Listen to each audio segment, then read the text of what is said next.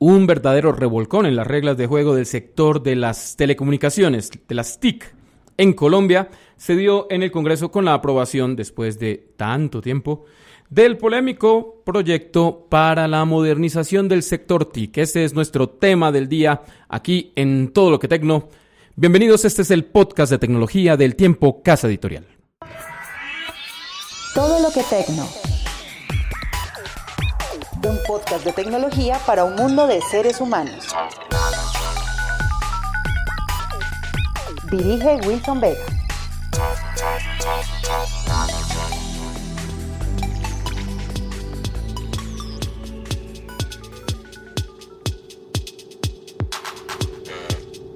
Bueno, pero antes de entrar en materia con todo lo relacionado con el proyecto de modernización del sector TIC, vamos a hacer una rápida ronda con las periodistas de la sección de tecnología del Tiempo para saber qué ha pasado en el paisaje tecnológico esta semana. Y para eso, doña Laura Tamayo nos acompaña. Laura, bienvenida.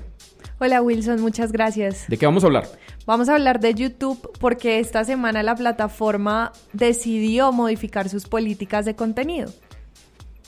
¿Qué fue lo que pasó exactamente? Bueno, lo que pasó fue que hubo una polémica en Twitter entre el periodista latino del portal Vox, Carlos Maza, en el que él básicamente juntó todos los videos en los que un humorista llamado Stephen Crowder le hacía comentarios sexistas, hacía comentarios por su inclinación sexual y le reclamó a YouTube y le preguntó si era necesario modular ese tipo de contenido, a lo que YouTube inmediatamente, pues vía Twitter le responde que habían hecho una revisión y que no consideraban que ese contenido infringiera sus políticas. Sí, para ellos era parcialmente ofensivo, pero también parcialmente era ejercicio de una libertad de expresión. Lo que no creo es que hayan anticipado el rechazo que eso iba a producir. Exactamente, eso produjo una cantidad de críticas, opiniones en redes sociales, a lo que la plataforma se pronunció y dijo que iba a empezar a bloquear todos los canales que difundieran videos con contenido supremacista, es decir, no les iba a permitir monetizar y pues eso, y tomó la decisión también de hacerlo con el canal de este humorista que de alguna manera bulineaba al periodista latino. Entonces, de ahora en adelante, sus políticas de contenido, es decir, los canales que produzcan este tipo de contenido no van a tener reglas de juego para monetizar. Esa fue la decisión. Bueno, pues ese es un paso más en la lucha que dan estas empresas para controlar el contenido en sus plataformas, algo de lo que en este programa nos hemos ocupado antes con esfuerzos que han hecho en su momento plataformas como las de Google y también como las de Facebook, que es de lo que vamos a hablar con Laura Camila Pinilla. ¿Qué tal, Wilson? ¿Cómo está? Un saludo para usted y para toda nuestra mesa de trabajo. No vamos a hablar del control de contenidos en Facebook, sino de algo que decidió Facebook esta semana y que tiene que ver de nuevo con el golpe al nombre de Huawei en estos momentos. ¿Qué fue lo que pasó? Sí, pues precisamente de eso quiero hablarle, de un nuevo golpe a Huawei que se encuentra en medio de la disputa comercial entre Estados Unidos y China. Resulta que Facebook, que es una compañía estadounidense, decidió que ya no va a permitir la preinstalación de su aplicación en los nuevos modelos de Huawei. ¿Cómo le parece, Wilson? Pero suena muy escandaloso y yo quiero saber si realmente lo es. Es decir, ¿quiere decir que si usted tiene un Huawei ya no va a tener Facebook? Bueno, Facebook salió a dar un parte de tranquilidad a todos sus usuarios y dijo que para todas las personas que van a adquirir de ahora en adelante en Huawei, si bien no va a estar la aplicación preinstalada en el celular, sí van a poder descargarla manualmente como se hace con cualquier otra aplicación.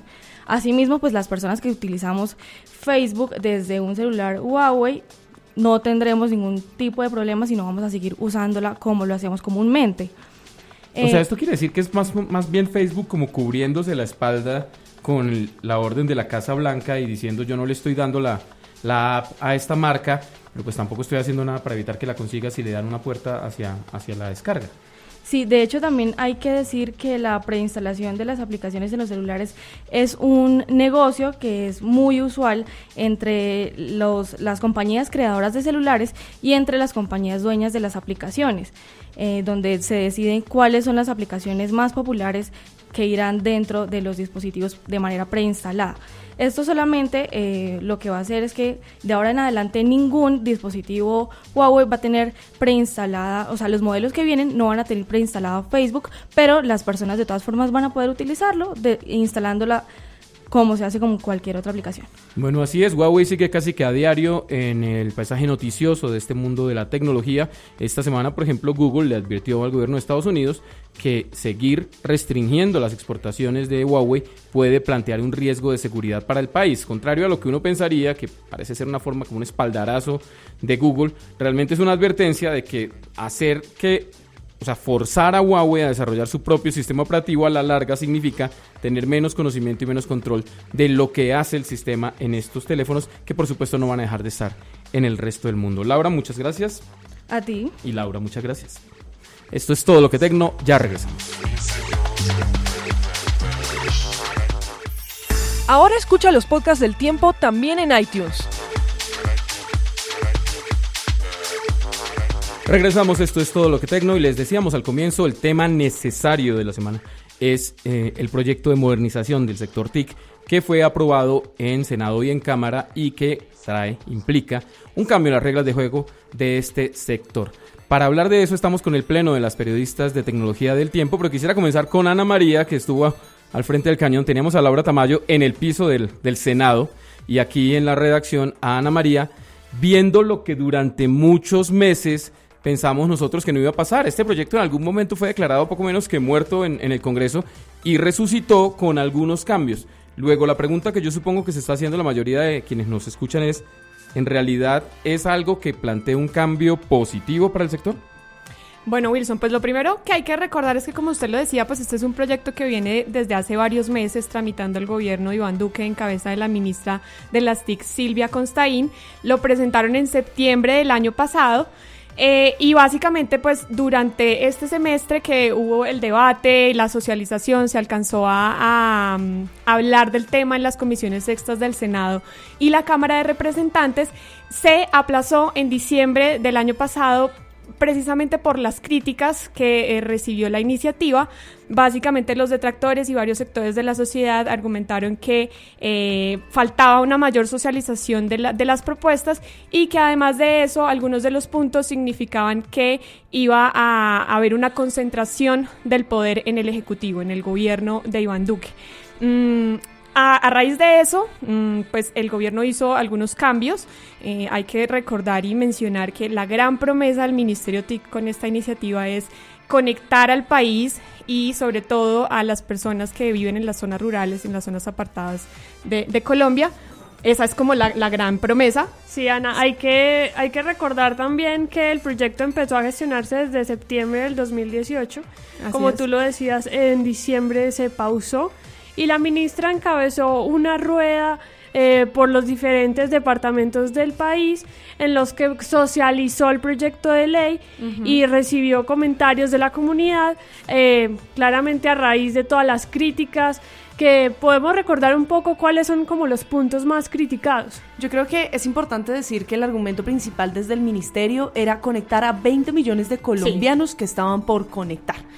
Actualmente las cifras nos hablan de un 62% de los colombianos conectados. ¿Conectados a qué velocidad? No hay detalles, pero sí hay detalles de acceso a Internet. Entonces la idea del ministerio ha sido cerrar esa brecha digital al abrir oportunidades de explotación del espectro radioeléctrico de una manera diferente, en la cual haya una especie de matrimonio, como lo dijo bien Iván Duque durante el Congreso de Andicom el año pasado, donde los privados ayuden al sector público a llegar a esos lugares donde todavía no hay conexión. Entonces, las mayores críticas eran precisamente el tema de la concentración del poder. Varios sectores señalaban que dejar que la comisión o el tema del regulador único convergente estuviera a manos de selección, más o menos desde el Ministerio de Tecnología, era una concentración del poder del Ejecutivo. Hubo preocupaciones alrededor de qué tantos fondos iban a quedar disponibles para la televisión pública, puesto que se iba a erradicar uno de los fondos principales y a combinar con el Fondo de las Tecnologías. Y finalmente, otra de las grandes críticas del proyecto era el tema de no tocar lo que se conoce como el espectro electromagnético para las comunidades. El tema de tener un radio donde las comunidades sean las mismas autónomamente que se conecten.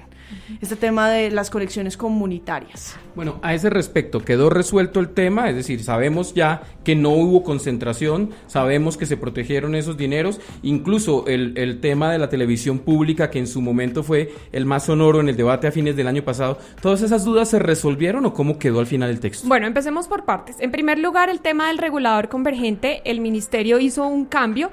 Inicialmente había propuesto un único regulador convergente que iba a estar básicamente a cargo del ministerio y que iba a reemplazar a los 3 organismos que existen actualmente, que es la Agencia Nacional del Espectro, la ANTV y la Comisión de Regulación de Comunicaciones. La nueva propuesta consiste en crear 2 juntas, una que es la Comisión Nacional de Regulaciones, que se va a encargar de los temas de redes y de telecomunicaciones. Sí, la Comisión de Comunicaciones. Comisión de Comunicaciones, que es como la CRC. Ajá. Y la otra es la Junta Nacional de Contenidos Audiovisuales, que se va a encargar de los temas ellos lo llaman pluralismo informativo. Sí, básicamente esto, para decirle a las personas que nos están escuchando, es tratar de encontrar la mayor cantidad de voces diversas que representen la riqueza cultural de distintos sectores. Sobre todo porque tienen ustedes que considerar que la discusión el año pasado se vio viciada por el tema de la censura de una voz disidente, de una voz diferente, como la que representaba Santiago Rivas, quien se sumó con los puros criollos, se sumó a este debate y le correspondió al ministerio como que replegarse y decir cómo hacemos esto, borrando la idea de que lo estamos haciendo para censurar. Hay que decir además de eso que las críticas continúan con este cambio porque lo que dicen los sectores que pues están en contra del proyecto es que el Ministerio TIC continúa teniendo esas labores o sí, se mantienen como esa labor de regulación, ya que esa primera comisión, la Comisión de Comunicaciones, estaría integrada por el ministro TIC, un comisionado designado por el presidente, un comisionado elegido por los canales regionales de televisión y 2 comisionados escogidos por concurso que lo haría el Departamento Administrativo de la Función Pública. Entonces, bueno, que al final quedan 3-2, ¿no? Básicamente 2 por concurso, 1 por canales regionales y 2 que sí son eminentemente gobierno.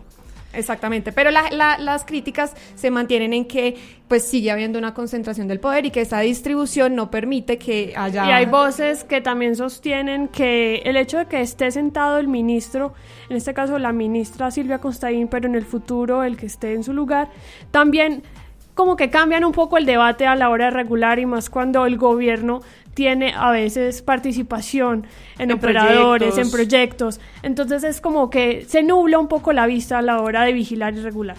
¿Qué pasó con esto de la asignación del espectro? Porque el año pasado la polémica era que íbamos a pasar de permisos de uso de 10 años a 30, lo que mucha gente consideraba excesivo, pero el gobierno decía, no, esto es un estándar internacional, miren a Chile. Luego se había hablado de pasarlo a 20, en el debate y en el texto final, ¿qué quedó? En efecto, quedaron los 20 años. Estamos hablando de 20 años de licencia para el uso del espectro radioeléctrico y además prorrogables.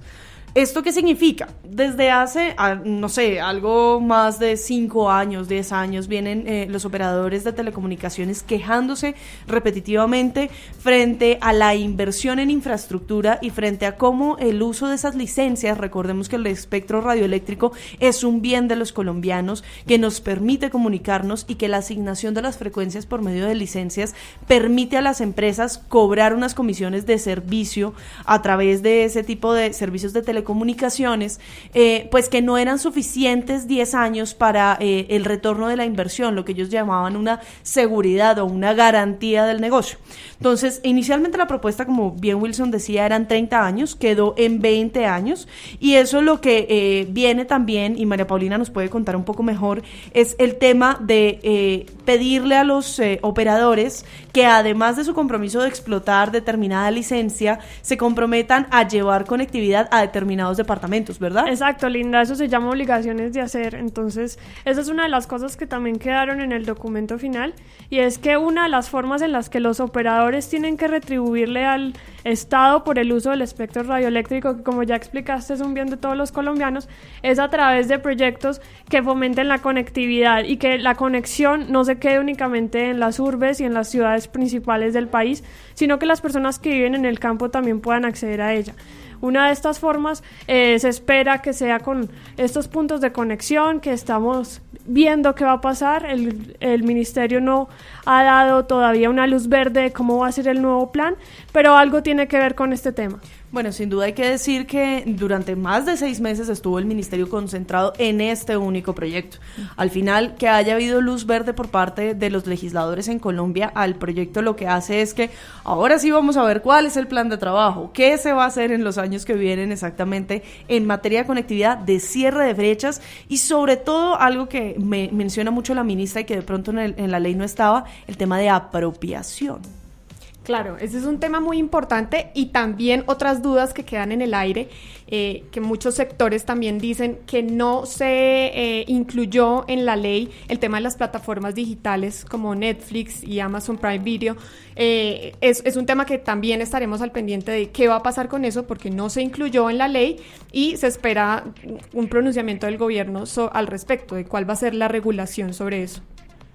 Bueno, pues eso es más o menos un resumen de un proceso que sin duda es relevante para quienes vivimos, no solo quienes trabajamos en ese sector, quienes vivimos en ese sector. Es decir, si usted tiene un celular, si utiliza servicios de televisión, ya sea por aire o por cable, si está interesado en lo que pasa con el espectro en su país, este tema le va a cambiar la manera en que usted consume esta tecnología que ya permeó todos los espacios de nuestra vida. Vamos a hacer otra pausa y regresamos para el segmento final aquí en Todo lo que Tengo.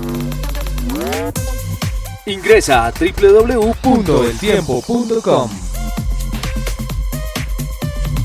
Bueno, y mientras se acerca el final del programa, hay que recordar que hubo una época en que se lo dedicábamos a las geekadas más absolutas, pero si no viene José Carlos García, un saludo para José Carlos, como que no las incluimos, pero por fortuna esta semana tenemos en la agenda un hecho que aúna tecnología y mundo geek, y es que está por comenzar en Los Ángeles el E3, la exposición de videojuegos más grande y más importante del mundo, y por supuesto Tecnosfera va a tener un enviado especial. Nicolás Cortés va a estar allá cubriendo no solo lo que se lance en este evento, que en sí mismo es una cita obligada del sector, sino lo que de manera paralela van a ser marcas como Xbox de Microsoft y como Electronic Arts. Entonces, a Nicolás, que se va en estos días para Los Ángeles, le pedimos primero que nos cuente un poco qué es lo que vamos a hacer allá en la cita máxima de los videojuegos. Nicolás.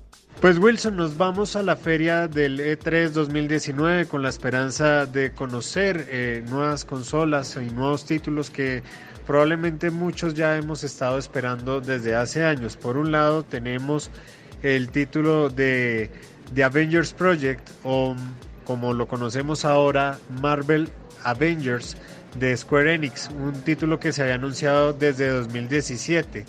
También esperamos conocer un poco más sobre Stadia, este proyecto de Google que nos permite acceder a juegos AAA casi que desde cualquier dispositivo, sin descargas ni consola. También esperamos que Xbox aproveche la ausencia de PlayStation y que probablemente nos presente lo que serán sus dos nuevas consolas enfocadas a públicos completamente diferentes. Por un lado tendríamos una semejante a lo que hoy conocemos como la Xbox One S All Digital, y la otra sería una que reemplace o que sea el siguiente paso de la Xbox One X. Todo esto también aprovechado en la tecnología de xCloud. Por otro lado, también esperamos que Electronic Arts nos presente ya un poco más del juego, en realidad de su nuevo título de Star Wars, y que nos permita quizás tener acceso a un tiempo de gameplay de este gran título. Ver también las evoluciones de juegos deportivos como FIFA 2020 y los nuevos contenidos que vendrán para juegos como Battlefield 5. Todo esto y mucho más lo esperamos ver, por supuesto, en el E3, y le estaremos informando a través del tiempo.com. Bueno, Nicolás, muchas gracias. Por supuesto, pendientes de los reportes que despache desde allá, desde Los Ángeles.